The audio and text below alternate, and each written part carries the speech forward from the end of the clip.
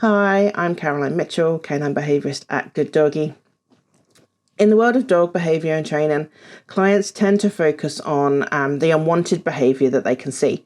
So they're thinking about barking, cowering, lunging, pulling on the lead, refusing recall, all of those kinds of behaviours. These are really obvious behaviours that are easy to spot, and these are the ones that we struggle with. This is the stuff that we want to change. We don't want a dog that refuses recall. We don't want a dog that's afraid of things and trying to hide and that kind of thing. So when we focus on that, and we put a plan in place to solve those problems, then often those problems can go away. So you will start your training plan, and as time goes on, those things will lessen and lessen, and eventually they'll stop. For some people at this point, then they'll think they've won, and it won't be very long before the behaviour starts to creep back in again. If that's happened to you, then this video is for you, because there is a kind of behaviour that we can't see that we should be worrying about. You know, those are the big obvious behaviours, the hiding and everything else. But there are other behaviours that just don't show up, that we should be thinking about, that we should be working on. It's a bit like when we take antibiotics. We start to feel better after a few days, but we're not better yet. We need to keep on taking the antibiotics. In our training, we will start a behaviour plan or a training plan. The behaviour starts to go away, but your dog's not better yet. So like antibiotics, we have to keep taking them to make sure that the problem does get fixed. And in our training, then we also have to keep training to make sure that that behaviour has actually properly gone away. So there's different kinds of behaviour, and I'm going to explain them all. So to start with, let's talk about being over threshold. So this is the very, very obvious behaviour. Once your dog has gone over threshold, they are not in control. You are not in control. That dog has probably gone into some kind of emergency mode. Their fight or flight has taken over, or maybe they're just overwhelmed by emotion. They might be overexcited. They might be too angry, too frustrated. They might be very defensive. Whatever it is, it has grown and overwhelmed them. Once the dog has gone over threshold, then there's nothing we can do to distract them. The brain has switched into a different mode. It's really more of a chemical thing than it is a behavioural thing. But we struggle with this because we try to distract them and we try to get them back under control again. There's nothing you can do when they're over threshold, apart from really just holding on tight and waiting for them to come back down that emotional scale. Your only job really in this situation is to try and keep everybody safe as much as possible. That includes people around you, yourself and your dog. But apart from that, it's about really just waiting and helping find time and patience for that emotion to subside and the behaviour to go back out of that over threshold mode and into a different mode. And that is the out of the comfort zone mode. When your dog is out of their comfort zone, they will be aware of something that's happening. Then maybe there's a trigger coming towards them that's going to cause them to become over anxious or reactive or defensive or angry. Maybe there's something happening that's going to make them overexcited. Perhaps they've spotted a routine in your behaviour that is going to lead to something they don't like.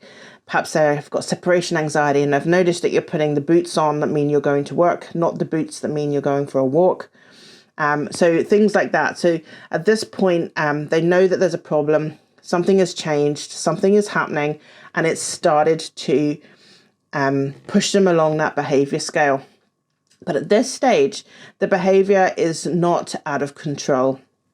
Your dog still is listening to you. They can respond to simple commands.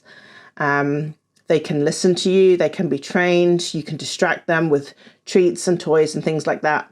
This kind of behaviour might look a little bit like some sort of stiffness or staring. Maybe the tail has gone a little bit twitchy or the ears have changed their position. And these are the kinds of behaviours that I'm looking for when I'm training with somebody and their dog, especially with a reactive behaviour. But whatever emotion it is that we are working on, this is the very start of it. Stuff starts to go a bit stiff, starts to come a bit.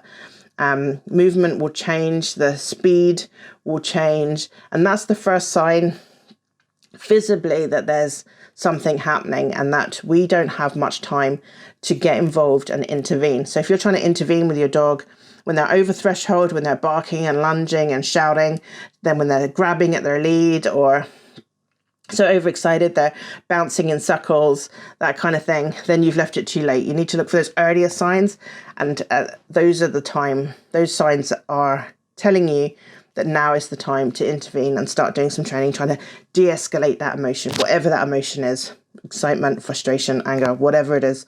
As soon as you start to see that start to rise, then if you know that this is a problem, you need to de-escalate. So those two zones are easy enough to spot, but there is another zone that we can't spot. So when we start that emotional scale of behavior, right at the very start of it, there is a zone where they notice that something is happening, but it's not bad enough that you get to see the response. So, for example, how often do you walk around feeling anxious or excited or whatever? But it's not enough that you show it. It's not enough that it stops you functioning. You're still able to do normal things. You can do your work. You can drive your car. You can interact with people and they wouldn't know. You can be walking around the supermarket worrying about your bills, how you're going to pay your mortgage, that kind of stuff. But you've internalized that. And the people that are all around you have no idea at all that you're worrying about that stuff. Maybe you're thinking about your holiday that you're going on next month and you're excited and you're planning and you feel really warm and fuzzy and happy on the inside. People in the supermarket probably won't really notice that. So the behavior has started, that emotional journey has begun, but at this very early stage, the behavior is not bad enough that anybody else will see it. So this is the same for your dog. Your dog has noticed something that's happening, but they've started to kind of feel something, but it's not enough.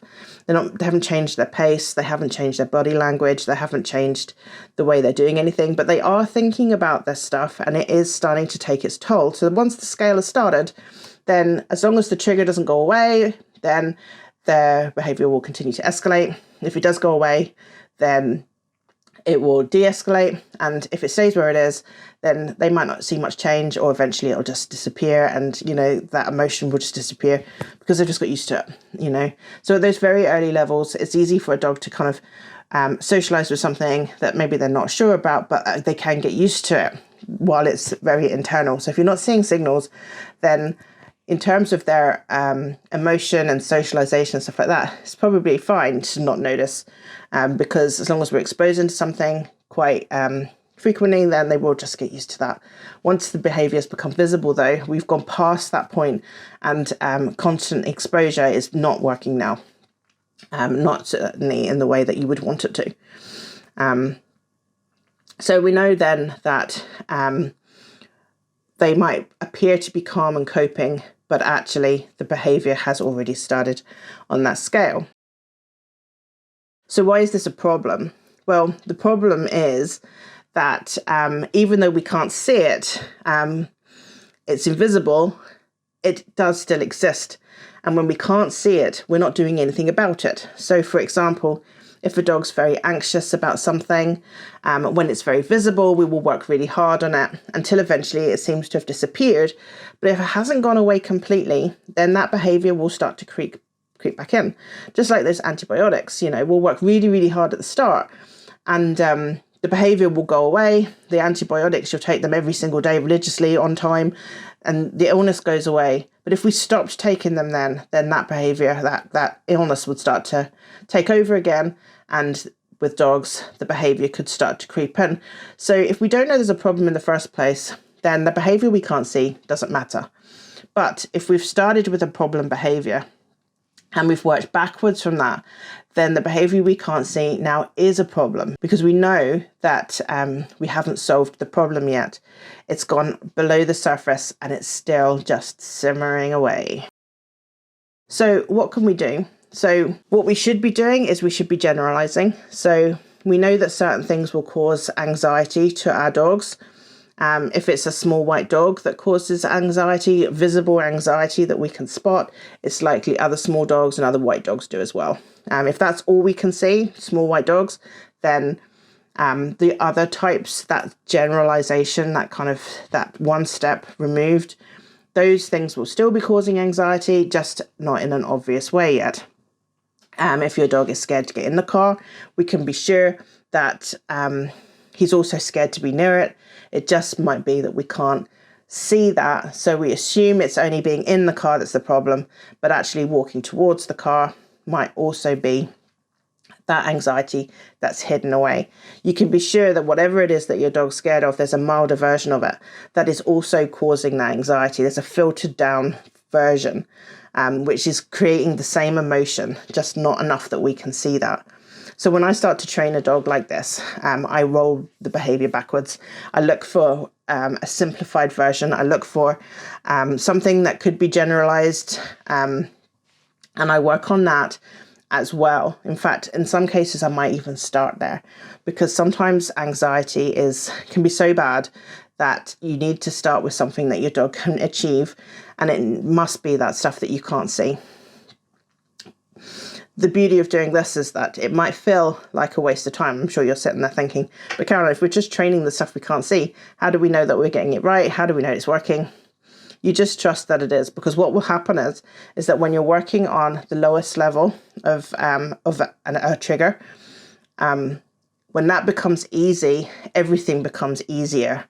So it's a bit like a ladder. So level 1 behavior is the stuff you can't see. Once you've ticked that off, then everything above that drops a level. So the stuff that you can see now has become stuff you can't see. This is a really, really good way of making sure that you are always working on the full problem. So let's think about maybe a dog that has a frustration problem. We talk a lot about anxiety. I talk a lot about anxiety because I see that a lot in my clients and reactive behavior. But frustration's a big problem as well. Maybe that's something that you have. So if your dog is frustrated by stair gates, they're going to be frustrated by other kinds of barriers as well. Leads, doors, slow feeders, that kind of stuff. Anything that prevents them from doing something easily or moving around is likely to be the same. So if your dog has a problem with being trapped behind a stair gate, we'll think about anything that's similar to that your dog is not showing a reaction to. That means probably they are, it just we can't see it. And we make them feel good about those choices, about not being frustrated by things. It's so easy because your dog's already doing it. He's already good at this stuff. So we don't need to worry too much. It's the same with the dog. If your dog is seeing a white dog in the park that they're reactive to, let's find a small dog that isn't white and we'll walk your dog past them. That behavior will be on the inside. You won't see any kind of anxiety, but you will be able to give the maximum amount of reward because they're going to be great walking past that dog. We know they are. What's happening on the inside is not enough for us to worry about, but it does give us an opportunity to train them in a situation that is causing them a very, very mild level of anxiety. So we're going to walk past that other dog that is not a small white dog, but could be just another small dog.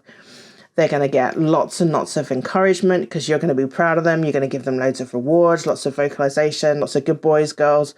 And then you're going to give them plenty of treats. You're going to play with them. They're going to feel good about that. So that level 1 anxiety now stops existing. And everything that was above that now becomes level 1. So you can see kind of how this is going to work. This is easy for me because I've spent 20 years working on all these problems and I can spot different ways of filtering something. The same might happen with the vacuum cleaner. You know, your dog might be fine with the vacuum cleaner being in the corner of the room, but as soon as you turn it on or you try to move it, then you start to see visible signs of anxiety. In this case, the dog was probably worried about the vacuum cleaner just being there, but because you couldn't see it, you didn't worry about it, so you thought that wasn't a problem. That would be where I would start. I would start by getting your dog to interact with the vacuum cleaner while it's not moving. Make them go over to it, offer them loads of treats, loads of rewards, anything you can do to make interaction with a stationary vacuum cleaner really positive, because you are sure that that is at the lowest possible level that exists around that vacuum cleaner. Again, once you've ticked off level 1, or the invisible behavior you couldn't see, everything else drops down and becomes easier. And you just work your way along, always just ticking off level 1, level 1, level 1. And eventually the really hard stuff has become really, really easy. And this is a very, very good way to manage the behavior that you can't see. But if you struggle with that, if you can't figure out what your filter might be, if you're not sure, there is another way. So when you can't figure out what is at the bottom of your ladder, you can't figure out what the behavior is that you can't see, then basically where you start is with the stuff that you can. So you look for those moments where you can see that behaviour visibly changing, and that's the time to start training. Don't let your dog progress further up the emotional ladder than that. Keep them very, very low. So as soon as they go a bit stuff, as soon as they start to stare a little bit, as soon as they start to speed up a little bit or slow down, when they become aware of something in their environment that's changing their behaviour, that exact moment, that's when you intervene. Don't let them escalate further than that. Just work with them at this very, very low level. The same thing will happen. Your ladder will still, everything will drop one by one by one. But what will happen with you if you take this approach is that when you get to level 10 and you tick that off, that's your big boss problematic thing. That's your small white dog right in your face, meeting you, sniffing, greeting, all that kind of stuff. Once they can manage that, you have to assume that that's gone to level 1. And it hasn't gone away. So basically all you're doing at this stage is you're going to keep on training. Even though you know your dog is brilliant and you know they've mastered everything they need to master, you assume that behaviour has now become something you can't see, and you just keep going for longer. You still set yourself up as if the reaction is going to happen as it always did. You still work with your dog in exactly the same way. And you just keep on doing it for far, far, far longer than you think you should. And that's the way to be sure that once the behaviour has become invisible, you're still working on it long enough that it gets to be completely solved. And that works for all emotional behaviour, whether it's overexcitement or frustration or anger, territorial guarding, anything like that. There will always be the level of behaviour you can't see. When that behaviour changes and starts to become visible, then there'll become this middle zone. And then there's the over the threshold zone. Once you get to that, there's nothing you can do. But if you can work with them in the zone where you can't see, then you will be sure that you will be able to eliminate all unwanted behaviour. If you're doing it the other way and you're working with them in the middle zone, then you just work with them for a bit longer, so that once that behaviour has stopped being visible, you keep going long enough to be sure that you've ticked it off. And as soon as you notice it creep back in again, if that does happen to you, you just know you didn't do it long enough. So just go back to your training, 100% full on, loads of energy, loads of enthusiasm, and you just work on it a bit longer just to get it back to being invisible again, and then go away. And then that's how you will eventually solve the behaviour, and you'll win. If that resonates with you, leave me a comment, and I'll see you in the next video. Take care for now. Bye-bye.